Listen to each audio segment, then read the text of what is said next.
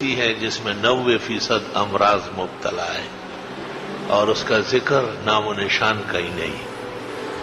جب اس کا ذکر نہیں ہے تو علاج کیسے ہوگا؟ اور وہ ہے نظر بد کی بیماری. نظر انسان کی اس میں ایک خاص قسم کی کرنٹ پیدا ہوتی ہے. مفسرین کہتے ہیں جو قرآن شریف کے ماہرین ہیں، جس شخص کی عادت ہو کسی چیز کو بہت دیکھنا، جس کو ہمارے محاورے کہتے ہیں بھوکی آنکھیں،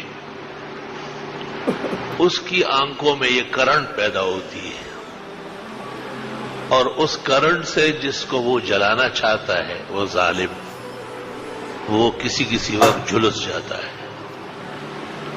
اور اس کے اثرات 3 جگہ ہوتے ہیں. سب سے پہلے نعمت پر ہوتا ہے، جس کمال علم خوبی میں وہ مبتلا ہو، اللہ نے دیا ہو، اس ظالم کی یہ بد اور تیر جیسی نگاہ، میزائل کی گولی، وہ اس کو جلا دیتی ہے.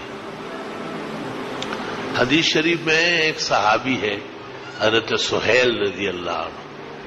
وہ عرب عام طور پر کالے کلوٹے ہوتے اور وہ خوبصورت گورا چٹا تھا. گھر میں نہا رہا تھا، دیواریں چھوٹی تھی، ہاتھ ایسے اوپر ہو رہا تھا. یہ جگہ ویسی گوری ہوتی تو وہ پیچھے ایک عرب گزر رہا تھا. اس نے کئی گورے چھٹے رنگ کا انسان دیکھا ہی نہیں تھا. وہ دیکھتا اس راستے سے کون کون گزرا، ایک کو پکڑ کے لائے. آپ نے اس کو دیکھا اور فرمایا علامہ تقتل اخاک، بھائی کو کیوں قتل کرنا چاہتے ہیں؟ اور فرمایا جب تمہیں کوئی چیز پسند آ جائے یا اچھی لگے تو ایک تو نگاہ ہٹا لو اور دوسرا یہ کہ پڑھ لو ماشاء اللہ لا قوت الا باللہ. اور اس کے بعد آپ نے ایک خاص قسم کا ٹوٹکا کیا. حضرت سہیل رضی اللہ تعالیٰ عنہ بحال ہو گئے.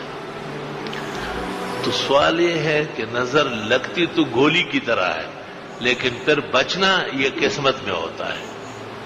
سب لوگ حضرت سہیل جیسے خوش قسمت نہیں ہوں گے کہ رسول اللہ صلی اللہ علیہ وسلم تشریف لائے، آپ نے اس شخص کو پکڑا، اس سے کہا کہ ایسے کیوں کرتے ہو تم؟ جب تمہیں اس کے گورے گورے ہاتھ پسند آئے تو آپ کہہ دیتے ہیں ماشاء اللہ لا قوت الا باللہ، کہ سب کچھ اللہ کے قدرت کا کرشمہ ہے.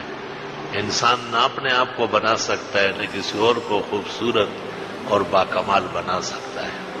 بعض مفسرین نے سورۃ قلم کے اخیر میں لکھا ہے کہ رسول اللہ صلی اللہ علیہ وسلم کو نظر لگانے کے لیے یہود نے اپنے نظر بازوں کو اکٹھا کیا. ان کو پتہ ہوتا ہے کہ کون کون بھوکی آنکھوں کا مالک ہے جو آدمی کو تیر مار سکتا ہے. ایسے کئی لوگوں کو جمع کیا. حضرت منبر پر بیٹھے تھے. اللہ تعالیٰ نے یوسف علیہ السلام کو جو حسن دیا تھا اس کو 99 درجے اور کر لے، اس کا دوہرا آپ کو دیا تھا. اور شمائل میں ہے کہ حضرت کے حسن کا ہر دن ایک جلوہ بڑھتا تھا جیسے جنت الفردوس کی نعمت کا بڑھتا ہے. ام المومنین فرماتی ہے کہ میں آپ کے حسن کو گھیر نہ سکی. ممبر پر آپ بیٹھے تھے، زلف تھے سیاہ، خوبصورت امامت سر پر تھا، اور کس شان کہتے مجال ہے کہ کوئی بیان کر لے. تو وہ جو نظر لگانے والے تھے وہ سارے لائن سے کھڑے ہو گئے. وہ مسلسل نظر باز کی یہ علامت ہے، وہ نظر نہیں ہٹاتا. نظر ہٹانا یہ تو باکمال انسان کا کام ہے.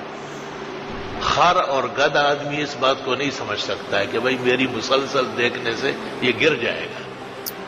تو حضرت بڑے باحیات ہیں. آپ نے نگاہ نیچے کی، ممبر سے آپ اترے اور آپ نے صحابہ کو اشارہ کیا کہ مجھے لے چلو. چل نہیں سکتے تھے، اثر ہو گیا تھا. اتنے میں یہ سورۃ قلم کی آخری آیت نازل ہوئی. فاجتباہ ربہ فجعلہ من الصالحین وَإِن يَكَادُ الَّذِينَ كَفَرُوا لَيُزْلِقُونَكَ بِأَبْصَارِهِمْ لَمَّا سَمِعُوا الذِّكْرَ وَيَقُولُونَ إِنَّهُ لَمَجْنُونٌ وَمَا هُوَ إِلَّا ذِكْرٌ لِّلْعَالَمِينَ.